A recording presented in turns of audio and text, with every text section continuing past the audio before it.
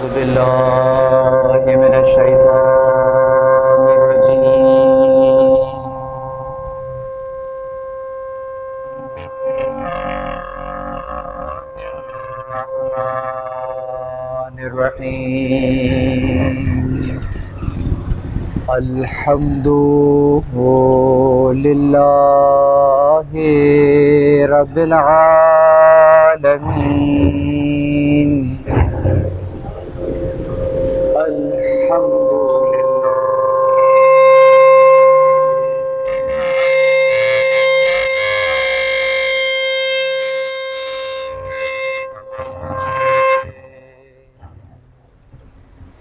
وصرها قطع الليل المظلم بغياهب تلجلج واتقنا صنع الفلك الدبار في مقادير تبرج وشعشع ضياء الشمس بنور تعجج الذي ما دل على ذاته بذاته وتنزه عن مجانسة مخلوقاته وجل عن ملائمته كيفياته الذي قرب من خطرات الظنون وبعد عن لحظات العيون وعلم بما كان قبل أن يكون ثم الصلاة والسلام وتحية والإكرام على رسول ثقلين رحمة للمشرقين والمغربين جد الحسن والحسين سيدنا ومولانا وبالقاسم محمد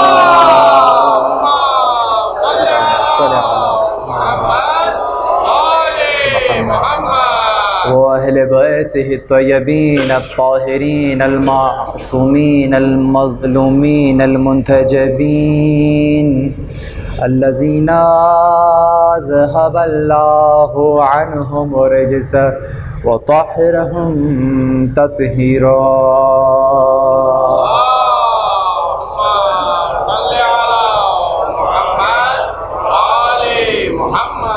ولعنة الله على أعدائهم من يوم عذابتهم إلى قيام يوم الدين. أما بعد، قال الله سبحانه وتعالى في محكم كتابه المجيد وفرقانه الحميد: بسم الله الرحمن الرحيم. إنما وليكم الله ورسوله والذين آمنوا الذين يقيمون الصلاة ويؤتون الزكاة وهم راكعون.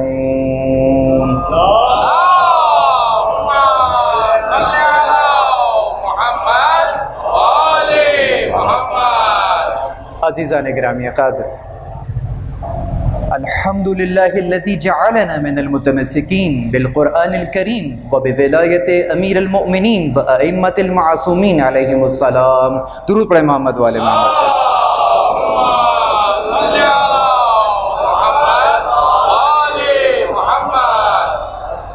تمام تر تعریفیں خدا لا یزال و لم یزل کے لیے درود اور سلام محمد اور اہل بیت محمد علیہ الصلاۃ والسلام کی ذوات مقدسہ پر حمد ہے اس خدا کی کہ جس نے ہمیں اور آپ کو قرآن کریم، ولایت امیر المؤمنین اور دیگر ائمہ علیہم السلام کی ولایت سے متمسک کیا۔ 1441 ہجری امام بارگاہ چہاردہ معصومین کی عشرہ مجالس کی یہ 8ویں مجلس ہے، اور جو عنوان ان مجالس کا قرار پایا ہے وہ نظام ولایت ہے۔ ان گزشتہ 7 دنوں میں ہم نے ولایت اور امامت کے عنوان سے چیدہ نکات آپ کی سماعتوں کی نظر کیے۔ جیسا کہ میں نے ابتدا میں عرض کیا تھا کہ اس عشر مجالس میں ہمارا ہدف آپ کو سیراب کرنا نہیں ہے، تشنا کرنا ہے۔ تو اب اگر جیسے جیسے یہ تاریخیں بڑھتی جا رہی ہیں تو حوزہ علمیہ حسینیہ کا جو در ظاہراً کھلا ہے وہ یقیناً بند نہیں ہوگا، یہ سارا سال کھلا رہتا ہے، ہم توجہ نہیں کرتے۔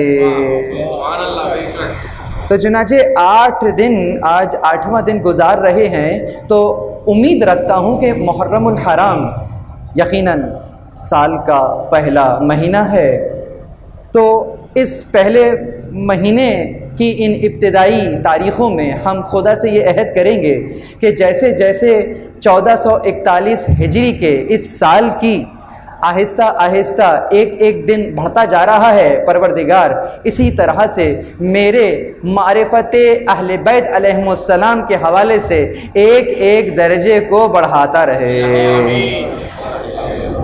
چنانچہ آپ کے سامنے ولایت اور امامت کے موضوع پر گزشتہ دن بھی روشنی ڈالی۔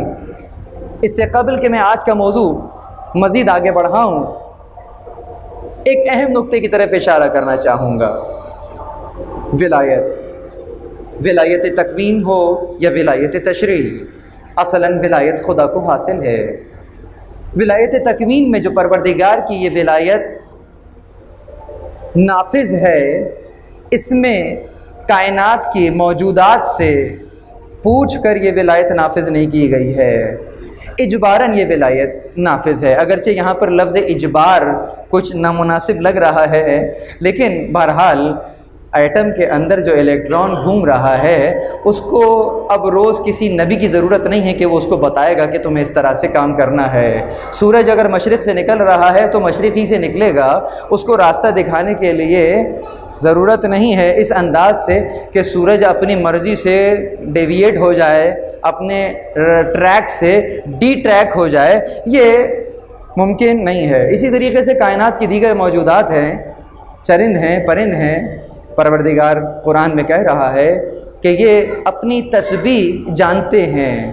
چنانچہ ہم نے جانوروں میں کوئی کافر نہیں دیکھا، بھائی پرندوں میں بھی کوئی کافر نہیں دیکھا ہے، پرندوں میں کوئی ناشکرہ دیکھا ہے؟ پروردگار نسبت کیا دے رہا ہے؟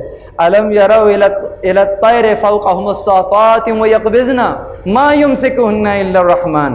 کیا تم یہ پرندوں کو نہیں دیکھتے کہ کس طریقے سے یہ فضا میں ہے؟ کس نے تھام رکھا ہے سوائے رحمان کے؟ خدا کہہ رہا ہے میں نے تھام رکھا ہے انہیں۔ تو یہ پرندے کس توکل کے اوپر بلند سے بلند مقام پر ہوتے ہوئے اور جناب چھلانگ لگا دیتے ہیں، کیوں؟ رحمان نے تھاما ہوا ہے، یہ اس کا توکل ہے اللہ پر۔ یقیناً اپنے زور بازو پھیلاتا ہے لیکن چھلانگ مارنے کے بعد توکل اسی پر ہے۔ تو چنانچہ ہم نے پرند میں بھی کوئی کافر نہیں دیکھا، ایسا ہی ہے۔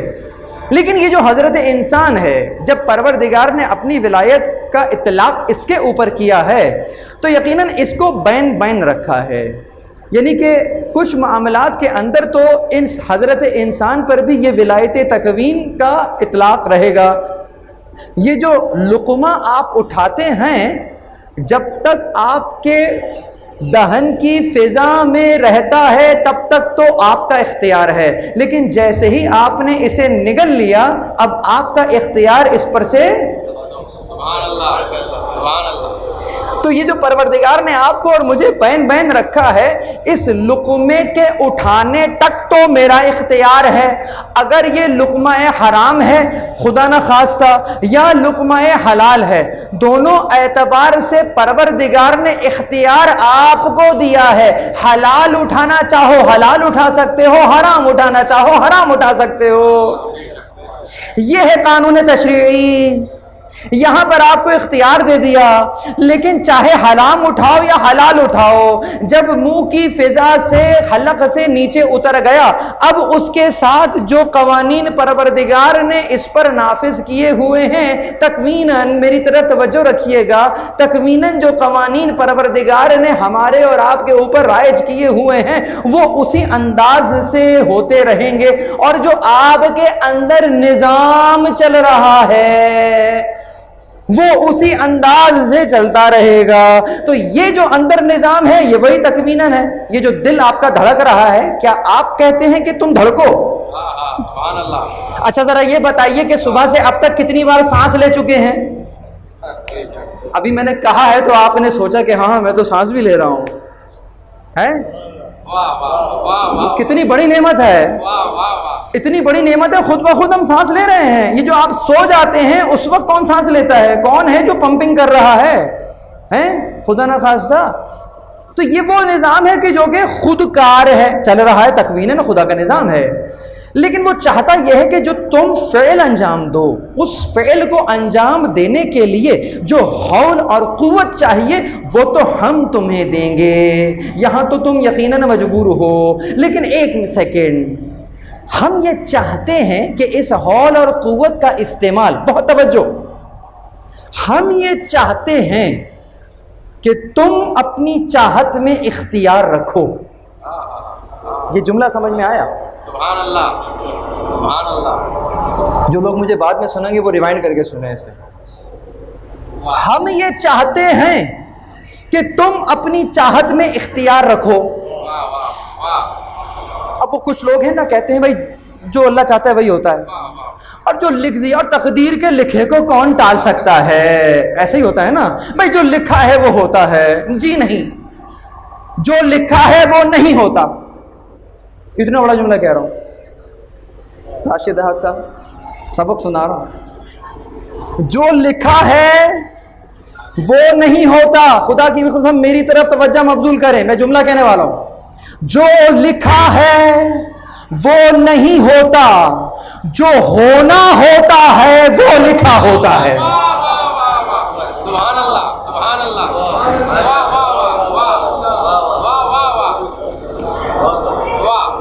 اب سمجھ میں آ گئی؟ زمین آسمان کا فرق ہے۔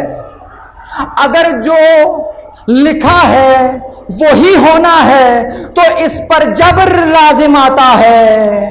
پروردگار نے اگر مجھے صلاحیت دی ہے، بہت توجہ، اس نے ہمیں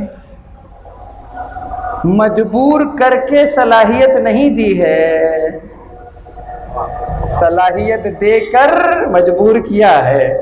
اب یہ اور جملہ خطرناک آ گیا بھائی، اگر مجبور کر کے صلاحیت دے اور صلاحیت دے کے مجبور کرے، دونوں میں فرق ہے نا۔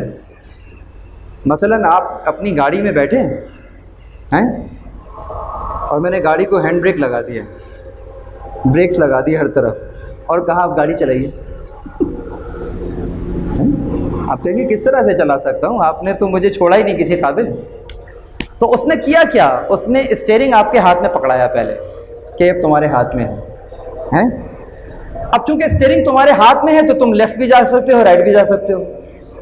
ایسا ہی ہے، بچے بیٹھے ہیں ان کو اگزامپل دے کے سمجھا دیں۔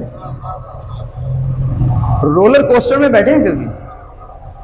اس میں کیسے بیٹھتے ہیں؟ آپ بیٹھ جاتے ہیں، سیٹ بیلٹ باندھ لیتے ہیں، ٹھیک ہے، اور کوسٹر چلنا شروع ہو جاتی ہے۔ یہ بتلائیے کہ جو کوسٹر چل رہی ہے اس کا اسٹیئرنگ آپ کے پاس ہے، بریکس آپ کے پاس ہیں؟ نہیں ہیں، آپ بیٹھے ہیں اور وہ خود بخود چل رہی ہے۔ اسی لیے اس کے ٹریک پر کسی قسم کا ٹریفک سائن بھی نہیں ہے، چونکہ نہ اسٹیئرنگ تمہارے پاس ہے نہ بریک تمہارے پاس ہے۔ تو اب اس کے ٹریک پہ کوئی ٹریفک سائن بھی نہیں ہے، لیکن ایک مرتبہ آپ اپنی کار میں بیٹھ گئے، اب بریک بھی آپ کے پاس ہے، اسٹیئرنگ بھی آپ کے پاس ہے، تو چونکہ اب اختیار آپ کے پاس ہے، آپ لیفٹ بھی جا سکتے ہیں، رائٹ بھی جا سکتے ہیں، سگنل توڑ بھی سکتے ہیں، سگنل پہ رک بھی سکتے ہیں، ہم ہاتھ پکڑ کے آپ کو نہیں روکیں گے، بتلا دیں گے کہ اس نشان پر رک جانا ہے۔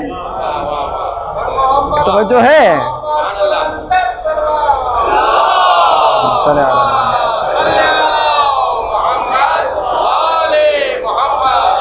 ایسا ہی ہے بھائی، ہم آپ کو ہاتھ پکڑ کر نہیں روکیں گے، لیکن بتلائیں گے ضرور، اور یہ بتلانا خدا پر عقلاً واجب ہوگا۔ عقلاً کو ذرا بولڈ، اٹیلک، انڈر لائن سب کر لیجئے گا، عقلاً واجب ہوگا، شرعاً واجب نہیں ہوگا، اس پہ کوئی حکم، کوئی اطلاق نہیں ہو سکتا، وہ بادشاہ ہے، یقیناً وہ جو چاہتا ہے کر سکتا ہے، اس میں کوئی ایشو نہیں ہے، لیکن سوال یہاں یہ ہے کہ عقلاً واجب ہے۔ کیوں؟ اس لیے کہ جب اس نے ہمیں اس عالم اسفل میں بھیجا ہے، پیدا کیا ہے احسن تقویم کے لیے۔ توجہ، میں اور آپ اشرف المخلوقات کی کیٹیگری میں ضرور ہیں، لیکن ابھی اس مقام پر بیٹھے ہوئے یقین سے نہیں کہہ سکتے کہ کون اشرف ہے کون نہیں ہے۔ ایسا ہی ہے؟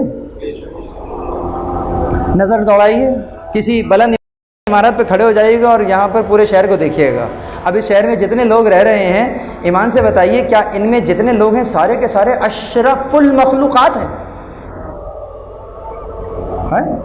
اگر یہ سارے کے سارے اشرف المخلوقات ہیں، جیسا کہ آپ کہہ رہے ہیں کہ انسان اشرف المخلوقات ہے، تو میں اپنے سوال کو بدل دیتا ہوں، یہ جتنے انسان نما مخلوق نظر آ رہی ہے، کیا یہ واقعتاً انسان ہے؟ اگر یہ سارے کے سارے انسان ہیں تو پروردگار نے سورہ اعراف کی 179 نمبر کی آیت کن کے لیے نازل کی ہے کہ وَلَقَدْ ذَرَأْنَا لِجَهَنَّمَ كَثِيرٌ مِّنَ الْجِنِّ وَالْإِنسِ لَهُمْ قُلُوبٌ لَا يَفْقَهُونَ بِهَا وَلَهُمْ أَعْيُنٌ لَا يَبْصِرُونَ بِهَا وَلَهُمْ آذَانٌ لَا يَسْمَعُونَ بِهَا أُولَئِكَ كَالْأَنْعَامِ بَلْ هُمْ أَضَلُّ وَهُمُ الْخَاسِرُونَ۔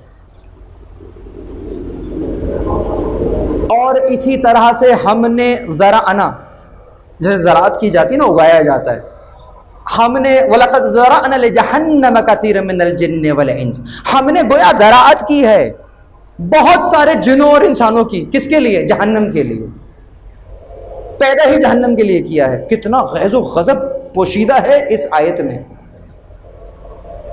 جوانوں سے اگر خطاب کروں کہ آپ نے دیکھا ہے کہ کبھی کلاس روم کے اندر کوئی ایسا اسٹوڈنٹ آ جائے، ایڈمیشن لے، پورا سال ہو جائے، استاد کہے پڑھ لو پڑھ لو پڑھ لو، پڑھ کر نہ دے، ہر ٹیسٹ میں فیل، ہر ٹیسٹ میں فیل، یہاں تک کہ جب فائنل ایگزام آ گیا اور اس سے پہلے جب ایگزام لیا پھر فیل ہو گیا، تو استاد چڑھ کر کیا کہے گا؟ میاں ایسا لگتا ہے تم تو فیل ہونے کے لیے ہی آئے تھے۔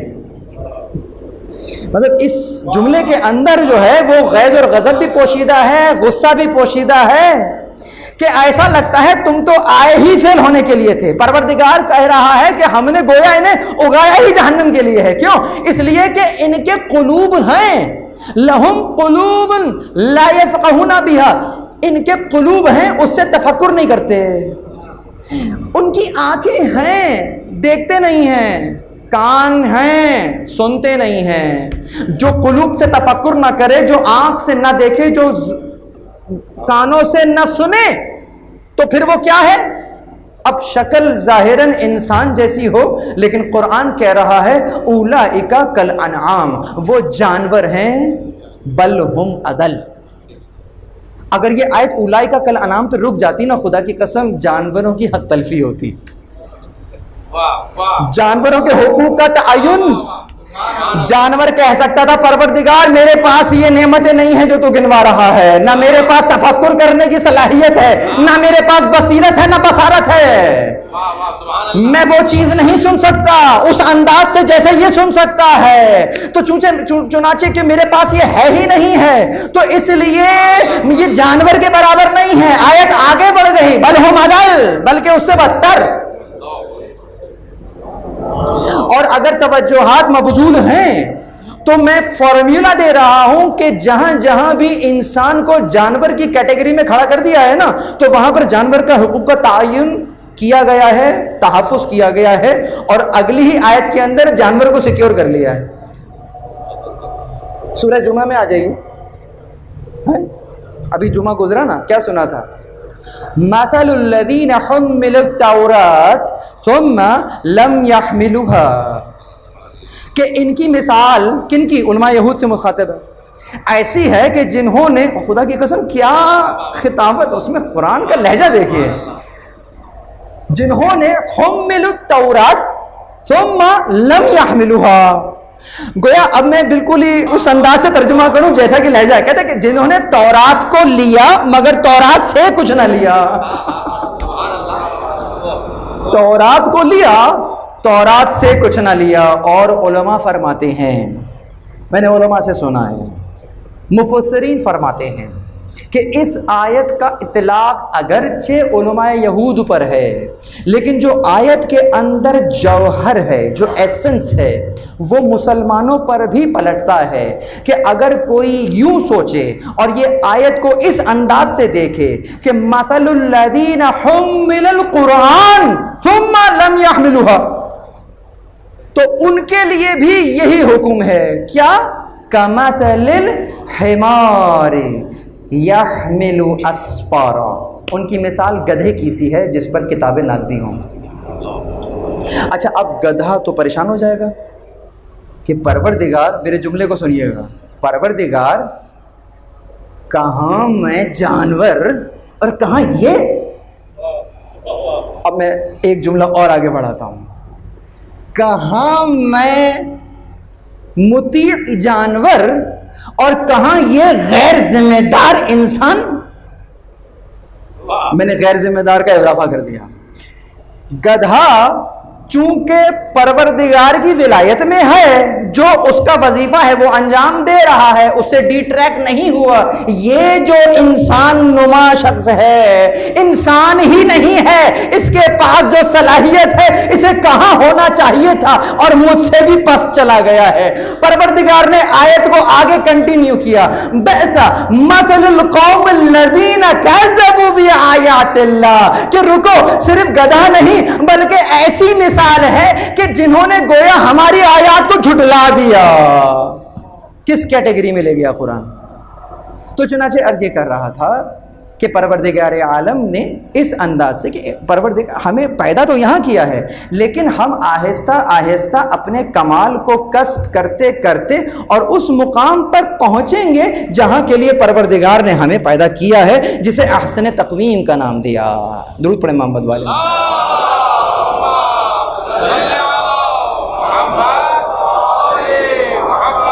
مگر مسئلہ یہ ہے کہ ہمیں ہی نہیں معلوم کہ پروردگار ہمیں دیکھنا کہاں چاہتا ہے۔ پروردگار نے ہمارے لیے وہ مقام کا تعین کیا ہے جس کا ادراک ہی مجھے نہیں ہے۔ اسی لیے میں پروردگار سے جب کچھ مانگتا ہوں تو ٹافی اور چاکلیٹ سے آگے بڑھتا ہی نہیں ہوں، بس ثواب اور ثواب اور ثواب ہی میں پھنس کر رہ جاتا ہوں، لیکن اس ثواب کے پیچھے جو مقصد چھپا ہے اس تک نظر نہیں جا رہی۔ عزیزو، ایک ٹرمینالوجی آپ کو بیان کر رہا ہوں جسے آپ کہتے ہیں نا کہ لطف ہے پروردگار کا۔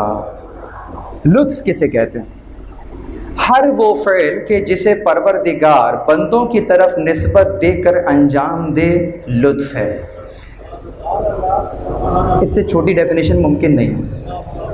ہر وہ فعل کہ جو پروردگار مخلوق کی طرف، میں بندے ہٹا رہا ہوں لفظ، ٹھیک ہے، کیونکہ وہ کافر کے اوپر بھی انعام کرتا ہے۔ ہر وہ فعل کہ جو مخلوق کی طرف نسبت دے کر انجام دیا جائے، لطف پروردگار ہے۔ اس لیے کہ پروردگار غنی ہے، پروردگار صمد ہے، اسے کچھ نہیں چاہیے، پوری مخلوقات مل کر خدا کی تکذیب کر دیں اس کا مقام گھٹنے والا نہیں ہے، اگر سب مل کر اس کی توصیف شروع کر دیں اس کا مقام بڑھنے والا نہیں۔ کیوں؟ اس کی ذات بسیط ہے۔ ایک مشکل جملہ کہوں جو سمجھ میں نہیں آئے گا، اور میں کہی اسی لیے رہا ہوں تاکہ ہمیں یہ معلوم ہو جائے کہ ہمیں کیا نہیں معلوم، سبحان اللہ، تاکہ ہمیں یہ معلوم ہو جائے کہ ہمیں کیا نہیں معلوم۔ خدا کا کمال یہ ہے کہ اگر وہ خود کو فائدہ پہنچانا چاہے تو نہیں پہنچا سکتا۔ بے شک، واہ واہ، بے شک، مشکل جملہ ہے، لکھ لیجئے گا اور اپنے کمرے کی دیوار پہ لگا لیجئے گا، اور روز آتے جاتے دیکھیے گا کہ یہ کیا ہے۔ ایک اور جملہ کہوں، یہ خطرناک بات نہیں ہے، یہ بہت سیدھی سی بات ہے۔ فائدہ نہیں پہنچا سکتا یعنی کہ کیا؟ بھئی مجھے جو فائدہ ہوتا ہے، مثلاً اگر آپ مجھ سے کہیں کہ قبلہ یہ جو پیسے ہیں نا آپ کے پاس، جو آپ کی بچت ہے، اس کو فلاں جگہ انویسٹ کر دیجئے، 6 مہینے کے بعد اچھا خاصا آپ کو فائدہ ہوگا، تو یہ بتائیے کہ اس فائدے کو لینے کے لیے میرے دل میں احتیاج ہے یا نہیں ہے، خواہش ہے یا نہیں ہے؟ کچھ تو ہے جو 6 مہینے پہلے میرے پاس نہیں ہے، 6 مہینے کے بعد ہو جائے گا، تو میں وہ جو مجھے ملے گا میں اس کا محتاج ہوا یا نہیں ہوا؟ اب مجھے بتاؤ پروردگار کو فائدہ ہو سکتا ہے یا نہیں ہو سکتا؟ ارے وہ فائدہ دینے والا ہے، وہ ان مخلوقات کو خلق فرماتا ہے کہ جس سے دوسری مخلوقات فائدہ لیتی ہیں، وہ مسبب الاسباب ہے۔ اسی انداز سے چھٹے امام فرماتے ہیں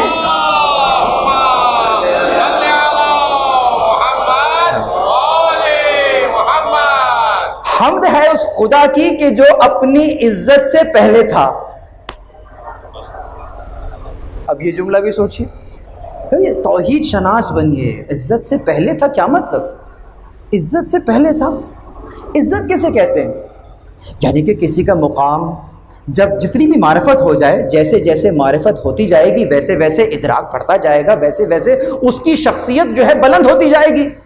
اس چیز کو ہم اپنی ٹرمنالوجی میں عزت کا نام دیتے ہیں، یعنی کہ آپ بلند ہیں۔ کیوں بلند ہیں؟ اس لیے کہ مجھے یہ ادراک ہوا ہے کہ یقیناً یہ کمال ہے آپ میں، یہ کمال ہے۔ جب کچھ نہ تھا تو یہ ادراک کرنے والا کون تھا؟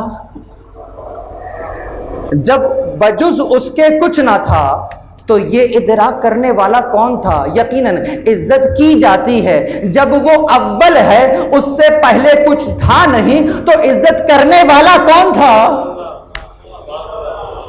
تو چنانچہ اس نے مخلوق کو خلق کیا، تو جو اول مخلوق ہے اس نے جب پروردگار کی اس، اب میں تجلی کا لفظ نہیں کہوں گا، اشراق کہوں گا، جب اس نے اس اشراق کو دیکھا تو کیا کہا؟ اللہ لا الہ الا ہو۔ خدا معلوم کہ اس ہو کو کہاں جا کر توڑا ہوگا، اس اول مخلوق نے جب اس کا ادراک کیا ہوگا۔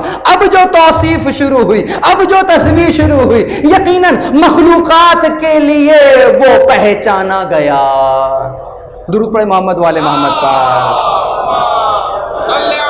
والے محمد۔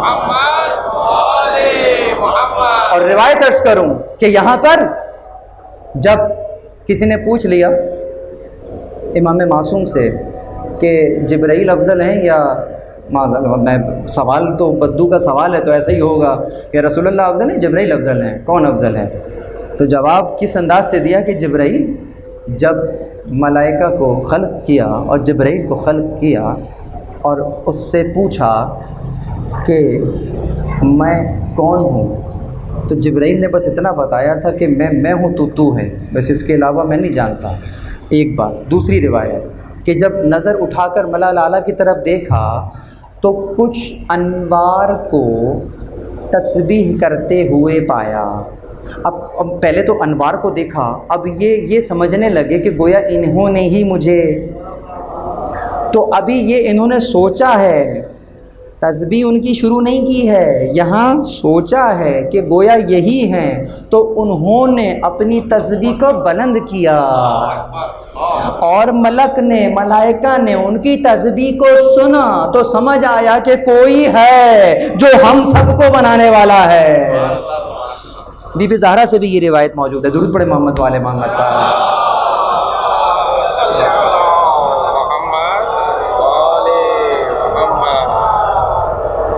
تو پروردگار عالم نے ان ہادیان برحق کو اس انداز سے خلق فرمایا۔ بس بہت تیزی سے آگے جا رہا ہے، میں بھی موضوع پہ ہوں۔ چنانچہ انہوں نے پروردگار عالم کے قانون کو زمین تک پہنچایا، اس کی تشریح فرمائی۔ اور یہی کارہائے انبیاء ہوا کرتا ہے، کارہائے ہادیان ہوا کرتا ہے۔ عزیزو، آدم کو بھیجا، نوح کو بھیجا، ابراہیم کو بھیجا، اور تمام کے تمام انبیاء کو بھیج دیا، یہاں تک کہ بات خاتم پر آ گئی، اور خاتم غدیر کے میدان میں آ گئے، اور غدیر کے میدان سے ایک رہبر مل گیا، یہاں تک کی بات ہو گئی۔ لیکن انبیاء کا جو وے آف ورکنگ ہے، جو ان کا طریقہ کار ہے، جو انداز ہے، جو اسلوب ہے، وہ تھوڑا ملاحظہ کیجئے۔ انبیاء علیہم السلام، یعنی کہ جب پیغمبر کو مبعوث برسالت فرمایا، مجھے بتلائیے کیا کوئی ایسی روایت ہے کہ پیغمبر کو جب مبعوث برسالت فرما دیا، اب پیغمبر ہر ایک کے گھر جا رہے ہوں اور ہر انسان کو بٹھا کر اس کو درس اخلاق دے رہے ہوں، ہر ایک کو فردن ساری باتیں بتا رہے ہوں، چاہے بچہ ہو چاہے بوڑھا ہو؟ کیا ایسا ہوا ہے؟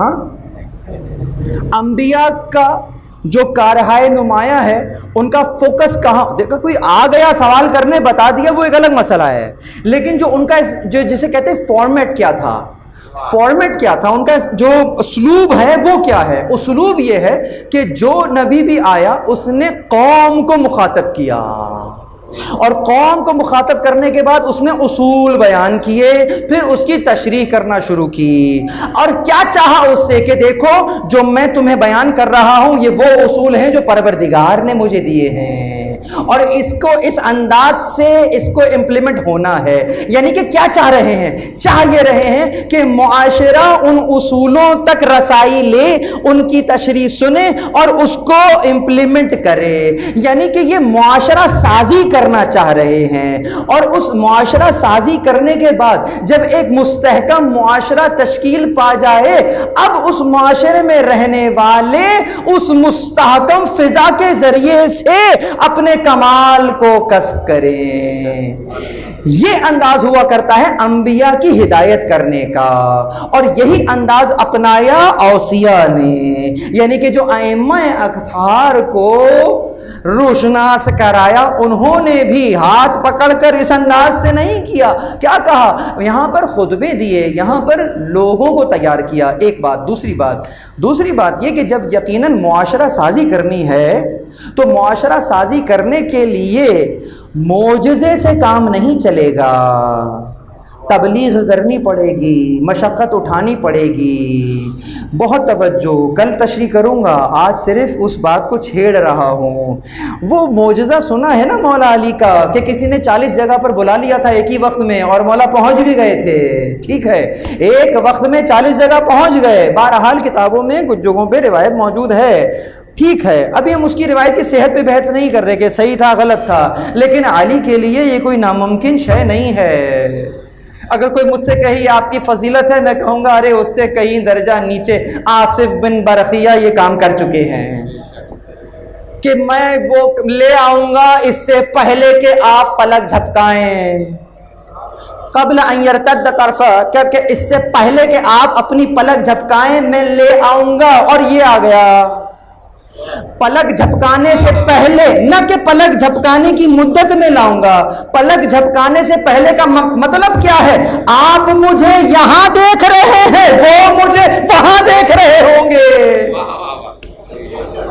یہ سلیمان کے وسیع ہیں جن کو من الکتاب کا علم ہے، تو جو عنده علم الکتاب ہوگا اس کا علم کیا ہوگا؟ بہت توجہ۔ کسی دین کی پیروی کی ہے یا کسی اور شے کی پیروی کی ہے، وَمَن يَبْتَغِ غَيْرَ الْإِسْلَامَ دِينًا، اس کا مطلب کہ کچھ اور ادیان بھی ہیں جو دین اسلام کے علاوہ ہیں۔ بہت توجہ، یہ میں نے ایک اور نقطہ دے دیا، ادیان کئی ہیں، تو آپ کہیں گے جی نہیں، وہ تو آیت تو ہے کہ ان الدین عند اللہ الاسلام، اللہ کے نزدیک دین تو فقط اسلام ہے، تو یہی تو بتلانا چاہ رہا ہوں، اللہ کے نزدیک تو دین بس اسلام ہے، یہ مخلوق ہے جو اپنے لیے مختلف دین بنا لیتی ہے۔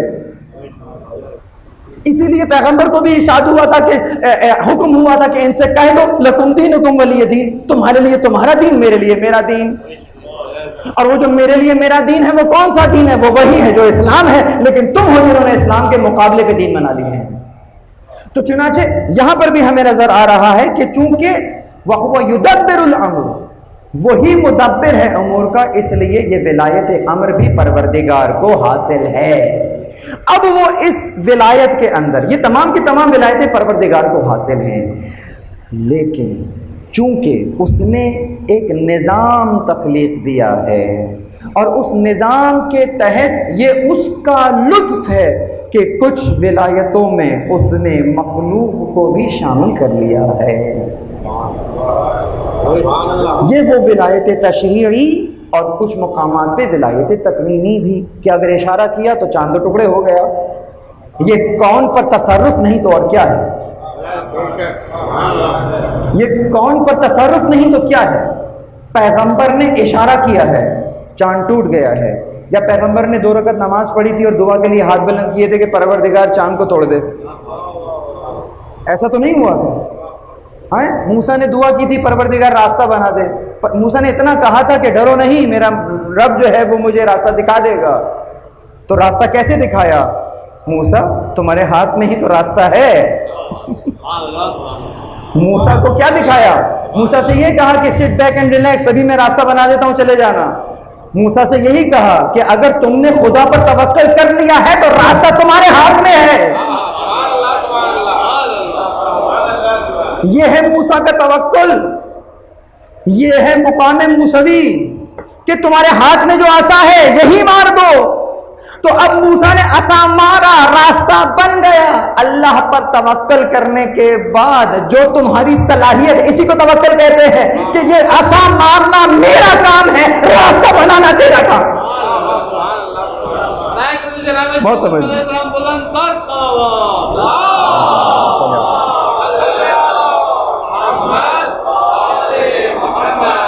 یہ غلط اصطلاحات ہمارے یہاں بھی رائج ہو گئی ہیں کہ توکل کا مطلب یہ ہے کہ اللہ توکل، اللہ ہے نا کرنے والا۔ جی نہیں، توکل جو ہے وہ ترک اسباب کا نام نہیں ہے۔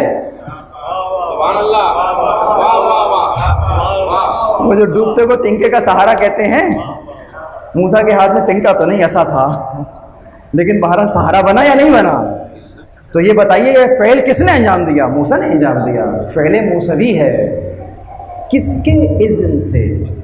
اللہ کے اذن سے۔ اسی کو معجزہ کہتے ہیں کہ اذن خدا سے فعل پیغمبر، فعل پیغمبر کا ہے، ورنہ تو کمال کیا ہے، میں اگر عصا ماروں تو کیا راستہ بن جائے گا؟ عصا مارنے کے لیے بھی کیلیبر ہونا چاہیے، اس جگہ تو پہنچو، پھر پروردگار عالم یقیناً راستہ بھی بنا دے گا۔ تو چنانچہ عرض یہ کر رہا تھا کہ اسباب، ترک اسباب کا نام توکل نہیں ہے، بلکہ اسباب سے بھرپور فائدہ اٹھانے کے بعد اب پروردگار کی طرف نگاہ کرنا توکل ہے۔ اگر اونٹ کو باندھنا ہے اور پاس کچھ بھی نہیں ہے تو فقط ایک دھاگے سے باندھ دو اور پھر توکل کرو۔ دھاگے سے اونٹ باندھنا ہی توکل ہے۔ گرو پڑھے محمد والے محمد پر۔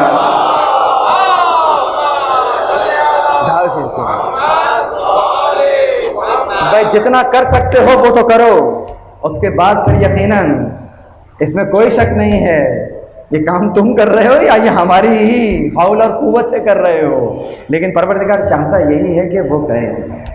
پروردگار نے مریم کو بھی یہی حکم دیا تھا کہ اس تنے کو ہلاؤ، سوکھا ہے تو کیا ہوا، کوشش تم کرو، پھل ہم دیں گے۔ ہماری ہر جگہ توکل یہی ہے، اور کیا توکل ہے، اس کو ہلاؤ پھل ہم دیں گے۔ تو سوکھے دیکھنا ہے، سوکھا درخت ہے، ارے یہ پھل تم اگاتے ہو یا ہم اگاتے ہیں؟ تمہارا کام ہلا دینا ہے، پھل دینا ہمارا کام۔ تو چنانچہ یہ تحریک میں اسلام چاہتا ہے کہ آپ متحرک رہیں، تحریک رہے آپ میں۔ چنانچہ یہ جو ولایتیں آپ نے، میں نے آپ کو سامنے کی، یہ ولایت امر، یہ ولایت تدبیر، پروردگار عالم نے اب اس زمین میں اس قانون کو نافذ کرنا ہے۔ اب کس کے ذریعے سے نافذ کرے گا؟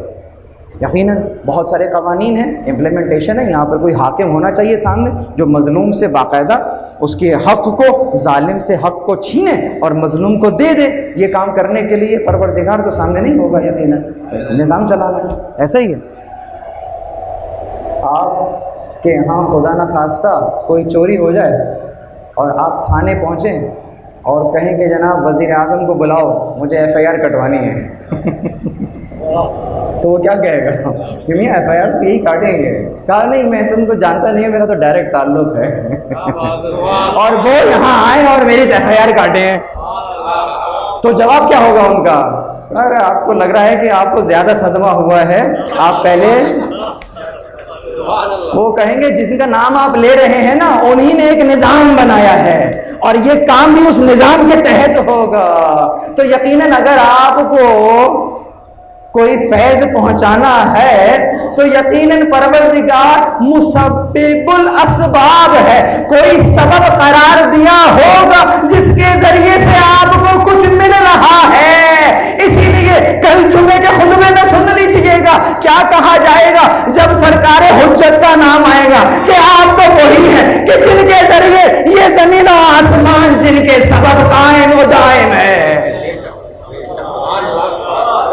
تو وجود امام سے یقیناً یہ کائنات اپنی جگہ قائم ہے. اگر امام زمان نہ ہوتے تو کیا ہوگا؟ یقیناً اس دنیا کی اور کائنات کے ہونے کی کوئی دلیل نہیں تھی. تو آپ کا وجود مقدس فیض پہنچانے کا ذریعہ قرار پا رہا ہے. اس معاملے میں یقیناً زمین سے اجناس اگ رہی ہیں, میں کھا رہا ہوں, تو زمین اجناس کیوں اگا رہی ہے؟ کوئی دلیل ہے زمین پر؟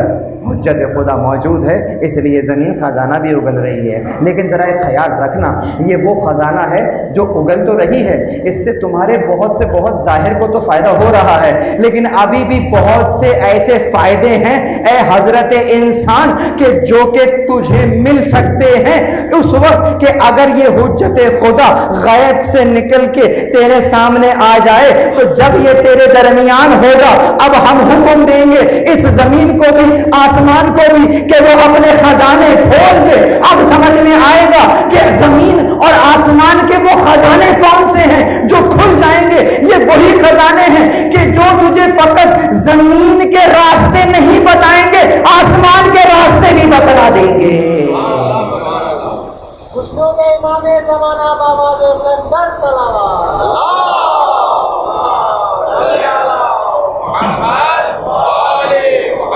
لیکن یہاں پر عرض کرتا چلوں کہ آسمان کے راستوں سے یہ مت سمجھ لیجئے گا کہ جناب سورج اور زمین کے درمیان کا راستہ کتنا ہے اور مریخ پہ جانا ہو تو ٹریک کون سا لیا جائے گا.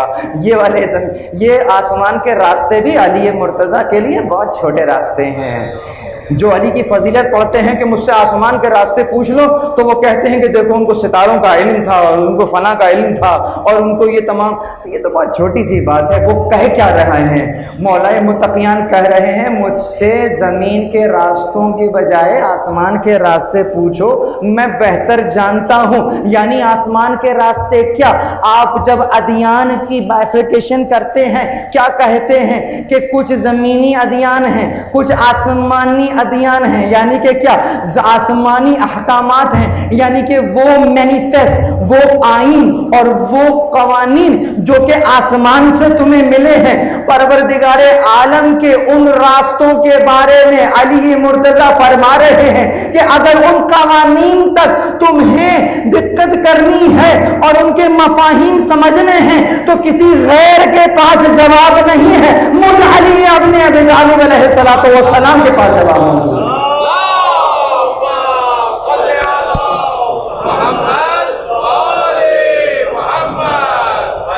درود پڑھیں محمد والے محمد.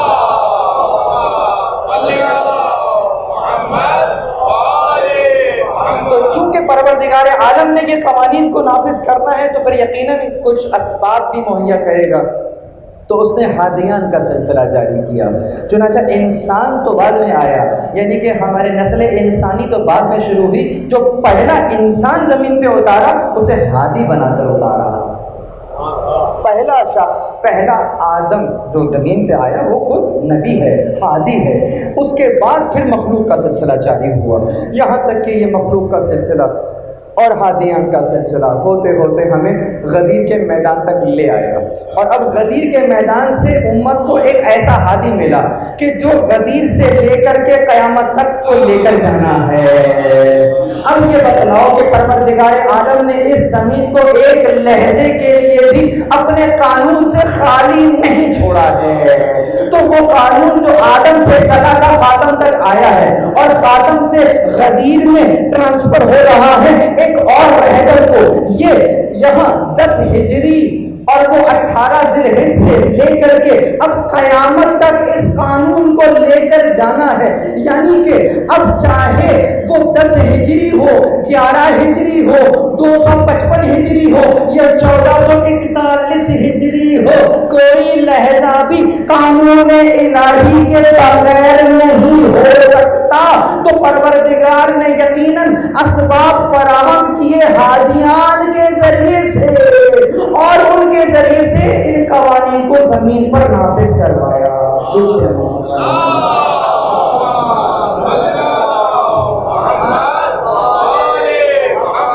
یہاں سے میں آپ کو ایک ایسی شاہراہ پر لے آیا ہوں جہاں سے 2-3 راستے نکل رہے ہیں، لیکن آج کی مجلس میں ان راستوں پر نہیں جاؤں گا. آئندہ آنے والی مجالس میں ان کا تذکرہ کروں گا، لیکن یہاں پر آپ کو روکوں گا. پروردگار نے سورہ مبارکہ حدید آیت نمبر 26. اب کیا پروردگار عالم کا جو کلام ہے نا وہ واقعتاً پروردگار کا کلام ہے نا، معجزہ ہے. قرآن کی صورتوں میں معجزے نظر آتے ہیں ہمیں، خود ان کے ناموں میں معجزے ہیں.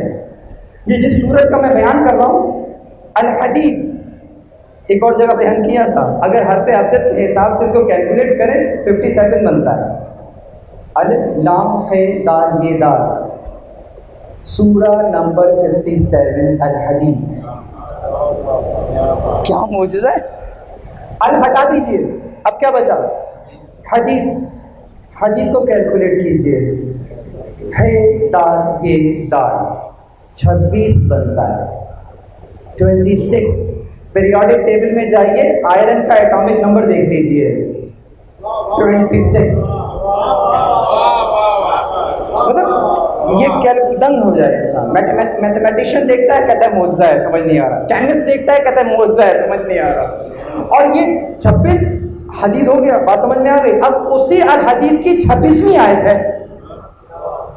اب یہ اتنا بیلنسڈ کلام ہے نا، تو آیت میں بھی کہیں بیلنس نظر آ رہا ہوگا یقیناً. یعنی پروردگار بیلنس اور بیلنس کی بات کر رہا ہے. تو آیت موجود ہے لقد ارسلنا رسلنا بالبینات، بس ہم نے بھیجا ہے تمام رسولوں کو بالبینات، روشن نشانیوں کے ساتھ بھیجا ہے. وَأَنزَلْنَا مَعَهُمُ الْكِتَابَ وَالْمِيزَانَ، اور ہم نے ان کو کتاب اور میزان دے کر بھیجا ہے. کس لیے؟ اب یہاں پر علت بیان ہو رہی ہے، بیلنس کو سمجھ میں آئے گا. تو کہتا ہے پروردگار کہ ہم نے انہیں اس لیے بھیجا ہے لِيَقُومُ النَّاسَ بِالْقِسْطِ، تاکہ لوگوں کے درمیان عدل اور انصاف کو قائم کر سکیں. تو اب انبیاء کی بعثت کا مقصد کیا ہوا؟ تاکہ لوگوں کے درمیان عدل قائم کر سکیں، تاکہ لوگوں کے درمیان پروردگار کا قانون رائج کر سکیں، اور جو شے ان کا حق ہے وہ انہیں دے دی جائے. آپ کا اور میرا حق کیا ہے؟ پروردگار نے مجھے خلق کیا ہے تاکہ میں اپنے کمال کو کسب کر سکوں. میرے وجود کا حق ہے کہ مجھے وہ راستہ بھی دکھایا جائے اور مجھے وہ ہدایات بھی دی جائیں کہ جس کے ذریعے سے میں، اگر میں پیدا وہاں کے لیے ہوا ہوں تو پھر میں اپنا یہ کمال وہاں تک لے کے جا سکوں. یہ پروردگار عالم کا لطف ہے، اور یہ پروردگار عالم کا امتحان بھی ہے کہ اس نے مجھے پیدا تو اس عالم اسفل میں کیا ہے، لیکن وہ یہ نہیں چاہتا کہ میں اسی عالم اسفل میں ہی ختم ہو جاؤں. وہ چاہتا یہ ہے کہ اے انسان، میں نے تجھے احسن تقویم خلق کیا ہے، لیکن رکھا فی الحال تجھے اس عالم اسفل میں ہے. یہ جو احسن تقویم تک کا سفر ہے یہ تجھے طے کرنا ہے. ہم تجھے اس کمال پر دیکھنا چاہتے ہیں جس کا تجھے بھی گمان نہیں ہے کہ پروردگار تجھے دیکھنا کہاں چاہتا ہے.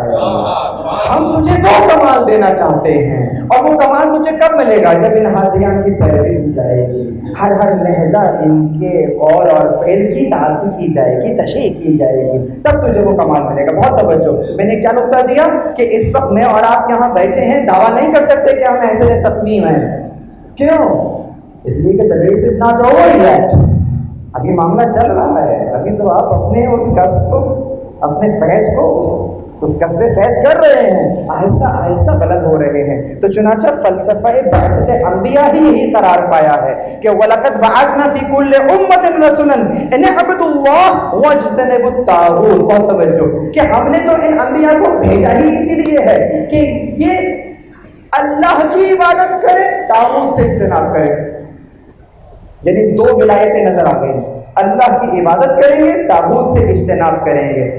اب جب اللہ کی عبادت کریں گے، طاغوت سے اجتناب کریں گے، تو یہ بات کہیں اور بھی کھول کر بیان کی ہے؟ کہا کیوں نہیں؟ تم نے آیت الکرسی کے آخری ٹکڑے میں نہیں کہا کیا کہ اللہ ولی الذین آمنوا یخرجہم من الظلمات الی النور والذین کفروا اولیاءہم یخرجونہم من النور الی الظلمات اولئک اصحاب ہم فیہا خالدون۔ ماشاءاللہ حافظ بیٹھے ہیں یہاں پر۔ تو اس کا مطلب کیا ہوا؟ یعنی کہ دو ولایتوں کا انٹروڈکشن ہو گیا کہ اللہ تو ولی ہے ان کا، کہ کن کا؟ جو کہ ایمان لائے ہیں۔ یعنی کہ ہر ایمان والے کا ولی کون ہے؟ یعنی کہ ولایت کس کی ہے؟ ہر ایمان والے کا ولی کون ہے؟ اللہ ہے۔ اور وہ کر کیا رہا ہے؟ وہ انہیں ظلمات سے نکال کے نور کی طرف لے کر آ رہا ہے۔ اور جنہوں نے کفر کیا وہ کیا کر رہے؟ میرا وزیر بنا دے۔ اب ان کو کون سا عہدہ ملا؟ وزارت۔ 3 عہدے ہارون کو ملے، نبوت، خلافت، وزارت۔ اب پروردگار عالم کے نمائندے حق نے یہ کہا تمہیں مجھ سے وہی نسبت ہے جو ہارون کو موسیٰ سے تھی، مگر دیکھو میرے بعد کوئی نبی نہیں ہے، یعنی کہ بس نبوت کا عہدہ نکال لینا، وزارت اور خلافت پہ ہی نہیں تمہارے حصے میں۔ بہت درود پڑھے محمد والے محمد پر۔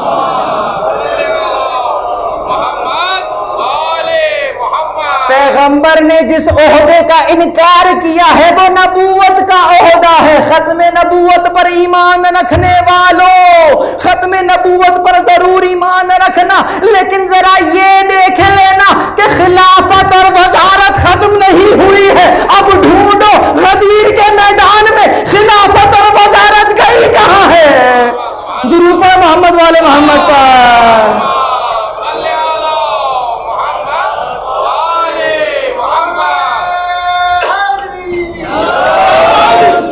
تو چنانچہ اب ڈھونڈو کہ یہ خلافت اور وزارت گئی کہاں ہے۔ لا نبی بعدی کا جو بیان کیا گیا ہے وہ یقیناً اسی لیے لا نبی بعدی کہہ کر بیان کیا گیا ہے عزیزو۔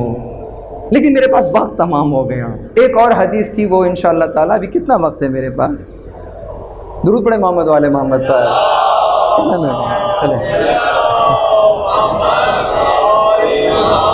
چلے بیان کیا گیا ہے کہ کچھ وقت ہے تو یہ بھی بیان کر دیتے ہیں۔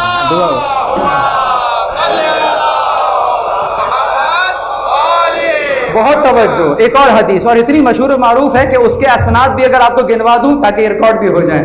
مسند احمد بن حنبل کے اندر یہ روایت موجود ہے، سنن نسائی کے اندر یہ روایت موجود ہے، ابن ماجہ کے اندر یہ روایت موجود ہے، تاریخ طبری کے اندر یہ واقعہ پورا لکھا ہوا ہے اور یہ روایت بالکل ایسے ہی لکھی ہے، مستدرک الحاکم کے اندر یہ روایت ایسے ہی لکھی ہوئی ہے۔ یہاں تک کہ کوئی 11-12 سال پہلے کی بات ہو گئی ہے غالباً، اب تو مصر میں جو ادارہ دار التقریب بین المذاہب الاسلامیہ ہے وہاں سے ایک مجلہ شائع ہوا تھا، اس مجلے کا عنوان شروع میں ٹائٹل وہ یہی حدیث تھی جو ابھی پڑھنے والا ہوں، حدیث ثقلین۔ اور اس حدیث ثقلین کے جو الفاظ تھے وہ وہی ہیں جو میں نے منابع بیان کیا ہے۔ اس میں کیا لکھا؟ انی تارکن فیکم ثقلین کتاب اللہ وعطرتی اہل بیتی ما ان تمسکتم بہما لن تضلوا ابدا وانہما لن یفترقا حتی یردا الی الحوض، کہ میں تمہارے درمیان 2 گراں قدر اشیاء چھوڑے جا رہا ہوں، ایک قرآن ہے اور ایک میری عطرت اور اہل بیت ہیں۔ ما ان تمسکتم بہما، جب تک تم ان دونوں سے تمسک رکھو گے کبھی بھٹکو گے نہیں، اور یہ دونوں آپس میں کبھی جدا نہیں ہوں گے یہاں تک کہ حوض پر مجھ سے ملیں۔ یعنی پیغمبر کیا فرما رہے ہیں؟ بہت توجہ، میں تمہارے درمیان دو گراں قدر اشیاء چھوڑے جا رہا ہوں، میں تمہارے درمیان انہیں چھوڑ کر جا رہا ہوں، گویا یہ ہوں گے تو تمہارے درمیان لیکن اپنے جیسا نہ سمجھ لینا، یہ گراں قدر اشیاء ہیں۔ سبحان اللہ سبحان اللہ۔ تم اپنی قدر بنانا چاہو گے تو وہ فارمولا دے رہا ہوں، ما ان تمسکتم بہما، جب تک تم ان سے تمسک رکھو گے تمہاری بھی قدر قائم رہے گی۔ چنانچہ اگر تم اپنی قدر کھو دو گے، کس انداز سے؟ ان کے در کو چھوڑ کر تیری عرض پاک سے جائے گا جو منہ موڑ کر، کیا ملے گا اس کو پھر کعبے سے رشتہ جوڑ کر؟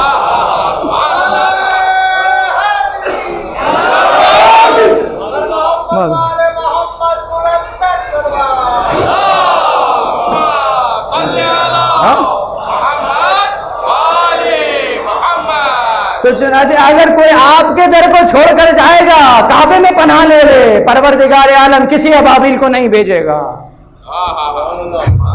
وہ ابرہہ آیا تھا کعبہ گرانے کے لیے، ابابیل آ گئی، کعبے کو بچا لیا، لیکن پھر ایک اور شخص نے کعبے میں پناہ لی۔ کعبہ گرانے والا بھی مسلمان ہے، کعبے میں پناہ لینے والا بھی مسلمان ہے، یہاں سے منجنیق سے حملہ ہوا، پروردگار نے کعبے کو نہیں بچایا۔ کیوں؟ اس لیے کہ کعبے میں ایک غیر ذمہ دار شخص نے پناہ لی ہوئی ہے۔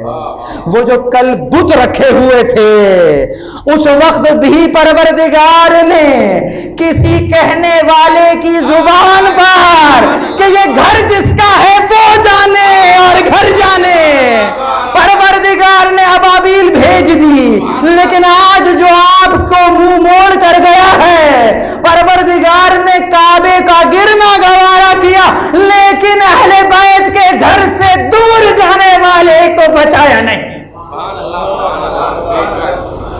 اور کیا کہنے اس حارث بن نعمان فہری کا کہ جب اس نے غدیر کے میدان کے بعد ادھر شک ظاہر کیا تو پروردگار نے جب اس نے عذاب مانگا تو وہ کنکر لانے والی ابابیل کہ جو کل دشمن کعبہ کے لیے کنکریاں لائی تھی، آج مولود کعبہ کے دشمن کے لیے بھی وہی کنکر لایا۔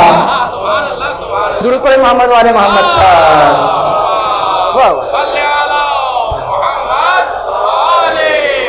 تو چنانچہ یہ ہے مقام حدیث ثقلین بیان کی عزیزو، صرف ایک جگہ یا ہارڈلی ایک سے دو جگہ کے اوپر ترجمہ کچھ اس انداز سے ہے کہ میں تمہارے درمیان کتاب خدا چھوڑ رہا ہوں اور اپنی سنت چھوڑ رہا ہوں۔ بہت توجہ۔ اچھا، چونکہ ہمارا اسلوب جو ہے وہ تھوڑا سا ایک ریسرچ کے انداز سے ہے، یقیناً ایک محنت کی ہے تو اسی انداز سے بیان کرتے ہیں۔ جوانوں کو ایک جملہ دے رہا ہوں، جو لوگ مجھے جہاں جہاں سن رہے ہیں ایک اصول جان لیجئے، تحقیق کو تحقیق سے رد کیا جا سکتا ہے، تنقید سے رد نہیں کیا جا سکتا۔ یہ گولڈن لفظ ہیں، ٹھیک ہے؟ تحقیق کو تحقیق سے رد کر سکتے ہیں، تنقید سے رد نہیں کر سکتے۔ تو اگر میری ان جملوں کو رد کرنا ہے تو تحقیق پیش کیجئے گا، تنقید نہ کیجئے گا۔ سنتی کا لفظ بالکل ٹھیک ہے، میں ماننے کو تیار ہوں، لیکن اپنے سیاق و سباق کے ساتھ یہ بتلائیے کہ پیغمبر نے کتاب کو میرے سامنے چھوڑ دیا ہے، سنت کو کس انداز سے چھوڑا ہے؟ ایک صاحب سے یہ کلمات ہوئے تھے، اب ان کا انتقال ہو گیا، تو انہوں نے جواب دیا، صراط مستقیم پروگرام کرتے تھے، اب نام لینے کا ضروری، بہت پرانی بات ہے، تقریباً کوئی 12 13 15 سال پہلے کی بات ہو، تو اس وقت یہ بات ہوئی تھی۔ تو کہا کہ جناب پہچان گئے کون لوگ؟ تو کہا کہ نہیں، اس طرح سے چھوڑا ہے کہ پیغمبر نے تربیت فرمائی تھی، بہت سارے افراد کی، صحابہ کرام کی تربیت فرمائی تھی، تو اپنی سنت کو ان میں چھوڑ دیا۔ تو ہم نے سوال کیا کہ ہم نے کہا پھر تو صحابہ کرام بالکل رسول اللہ جیسے ہو گئے ہوں گے، طریقے کو چھوڑ دیا، ان میں سنت کو چھوڑ دیا، مطلب آپ کی سنت کاپی پیسٹ ہو گئی ہے۔ کہا نہیں ایسا کیسے ہو سکتا ہے، وہ رسول خدا تھے یا صاحب تھے۔ اچھا پھر کیا ہوا؟ کہا انہوں نے پھر آگے تابعین کو تعلیم دی، تابعی جو صحابہ کرام رضوان اللہ تعالیٰ علیہم اجمعین کہ جن کا اتنا بڑا مقام ہے کہ ہم ان کے جوتوں کی خاک کے برابر نہیں ہیں، ٹھیک ہے، انہوں نے تعلیم دی کس کو؟ تابعین کو۔ اچھا تابعین تو پھر صحابہ جیسے ہو گئے؟ کہا نہیں، صحابہ نے بلا فصل رسول اللہ سے تعلیم لی ہے، انہوں نے صحابہ سے تعلیم لی ہے تو ایک درجہ نیچے ہیں۔ اور جو حدیث کی کتابوں میں کیٹیگرائزیشن ہوتی ہے اس میں بھی اسی طرح سے ہوتا ہے نا کہ کتنے اصحاب ہیں، کتنے تابعین ہیں، کتنے۔ اچھا پھر کیا ہوا؟ سنت کہاں گئی؟ انہوں نے کہا کہ انہوں نے تبع تابعین کی تربیت فرمائی۔ ہم نے کہا اب تبع تابعین تو تابعین جیسے ہو گئے ہوں گے۔ کہا کیسے ممکن ہے؟ انہوں نے صحابہ سے تعلیم لی تھی، انہوں نے تابعین سے تعلیم لی ہے، تو یقیناً ایک درجہ اور نیچے آ گئے، یعنی کہ رسول اللہ سے صحابہ تک آئے، صحابہ سے تابعین پر آئے، تابعین سے تبع تابعین پر آئے۔ میں نے کہا اچھا اب کہاں گئے؟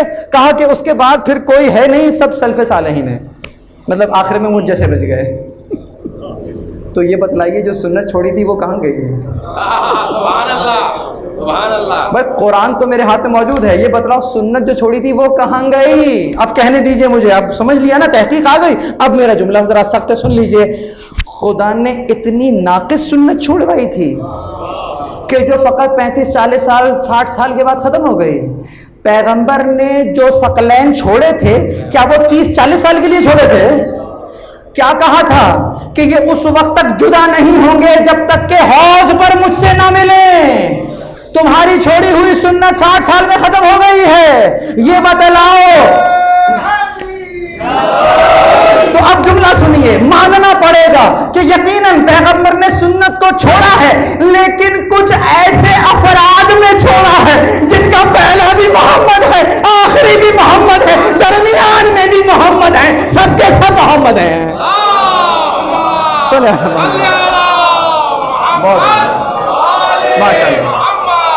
تو پیغمبر نے ایسے افراد میں اپنی سنت کو چھوڑا ہے کہ اگر 250 سال کے بعد بھی اگر سنت کا پتہ کرنا ہو وہ عمل کر کے دکھائے گا۔ ہمارے جد ہوتے یہی عمل کرتے، یہی سنت ہے۔ درود پڑھیں محمد والے محمد پر۔ بس عزیزو، بس عزیزو، اس انداز سے جس طرح میدان غدیر میں ہمیں نظر آ رہے ہیں رسول اللہ کے ساتھ مولا علی، اور مولا علی نے اپنے حجت زمان کا جس انداز سے ساتھ دیا، اب آ جائیے کربلا کے میدان۔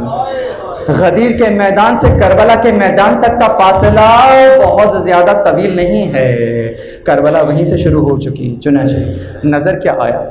نظریہ کس کا دن منا رہے ہیں؟ کاش ہمارے پاس وقت ہوتا، یقیناً ایک عشرہ کم از کم یہ غریب طالب علم جو ہے وہ حضرت عباس پر پڑھ سکتا ہے۔ تو چنانچہ حضرت عباس کے علم کا احاطہ کیسے کریں گے؟ ہم نہیں جانتے غازی کو، غازی کے مصائب بھی یقیناً آپ سن چکے ہیں۔ آج کوشش کروں گا کہ غازی کے وہ مصائب بیان کروں جو غازی کے حقیقی مصائب ہیں۔ ایک مصیبت وہ ہے جو مجھے نظر آ رہی ہے، اور ایک مصیبت وہ ہے جو غازی کے لیے کوئی بڑی مصیبت نہیں ہے، ان کی مصیبت کیا ہے؟ تو چنانچہ بہت توجہ سے سنیے، پروردگار عالم نے یہ جو کربلا کے میدان میں ہمیں مظاہر دکھائے ہیں کس انداز سے، سر تاپا اطاعت ہی اطاعت ہے۔ مجھے کسی مقتل میں دکھائیے کہ حضرت عباس امام حسین کو کوئی مشورہ دے رہے ہوں، کبھی کوئی مشورہ دیا انہوں نے؟ عباس یہاں خیمے لگا دو، عباس خیمے ہٹا دو، کبھی مشورہ نہیں دے رہے، یعنی کہ اطاعت ہی اطاعت ہے۔ مولا نے کیا کہا؟ حکم، عباس تمہیں جنگ کی اجازت نہیں ہے۔ وہ جس کی پیدائش ہی کربلا کے لیے، وہ جس کو بنایا ہی کربلا کے لیے ہے، اس سے کہہ رہے ہیں نہیں تمہیں اجازت نہیں ہے۔ عباس کا ہاتھ تلوار کے اوپر واپس۔ تو چنانچہ آہستہ آہستہ کچھ، اب یہ عباس بس وقت نہیں ہے، آ رہے ہیں، بار بار آ رہے ہیں، اجازت دیجیے، لڑنے کی اجازت دیجیے۔ نہیں عباس تم میرے لشکر کے سردار ہو۔ عباس آتے جاتے ہیں یہی جملہ سنتے ہیں۔ ایک وقت ایسا آیا کہ جب فرزند زہرا نے کہا نا عباس تم میرے لشکر کے سردار ہو، عباس نے بھائی دیکھا، کہا مولا وہ لشکر کہاں ہے جس کا میں سردار تھا؟ مقاتل لکھتے ہیں اجازت دینے سے پہلے بقاء الحسین بقاء الشدیدہ، حسین نے شدید گریہ کیا ہے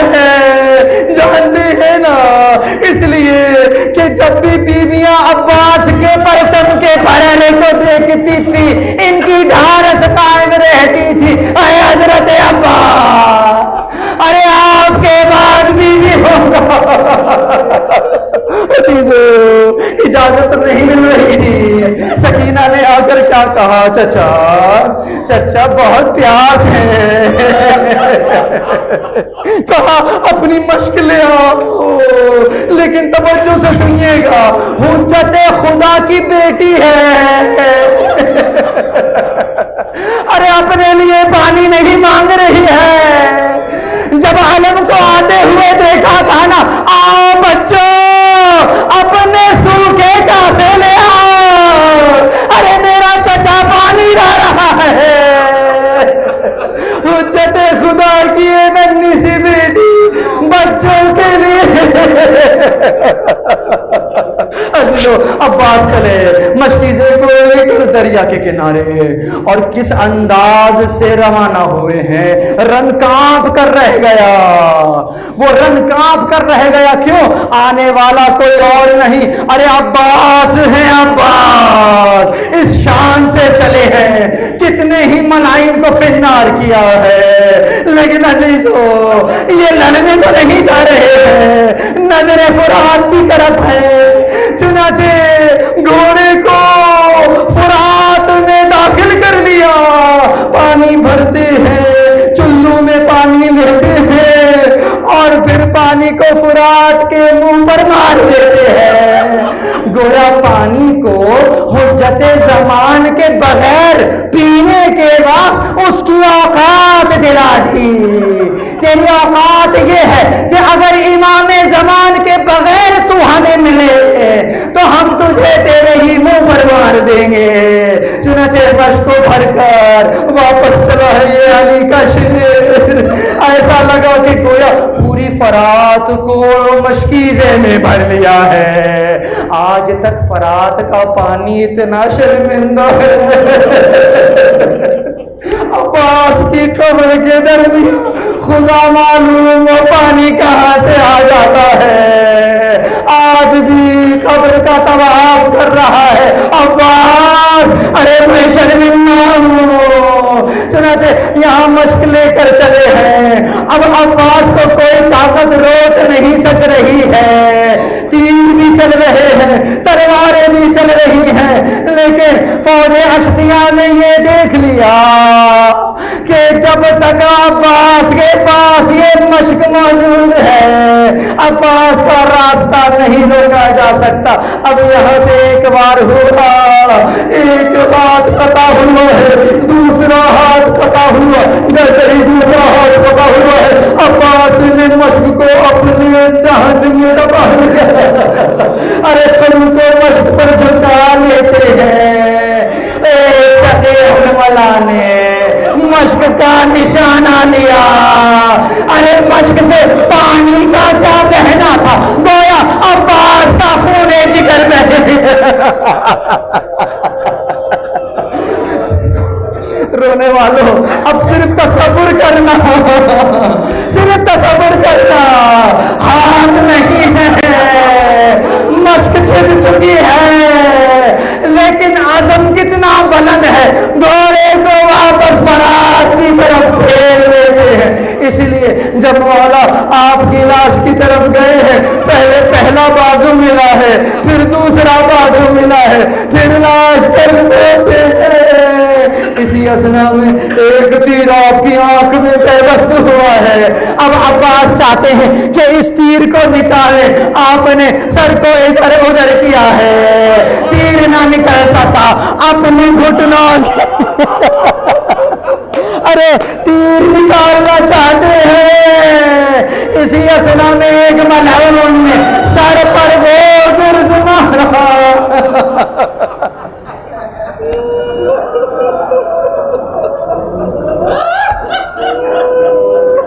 آج جب گھر جائیے گا نا، جب نماز پڑھیے گا،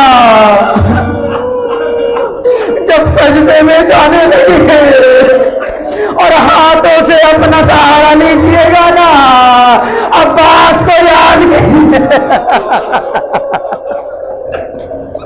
یقیناً نماز کو معراج مل جائے گی، جب یہ زمین پہ آیا ہاتھ موجود نہیں ہے، خدا معلوم سہارا کیسے لیا ہوگا، مقاتل لکھتے ہیں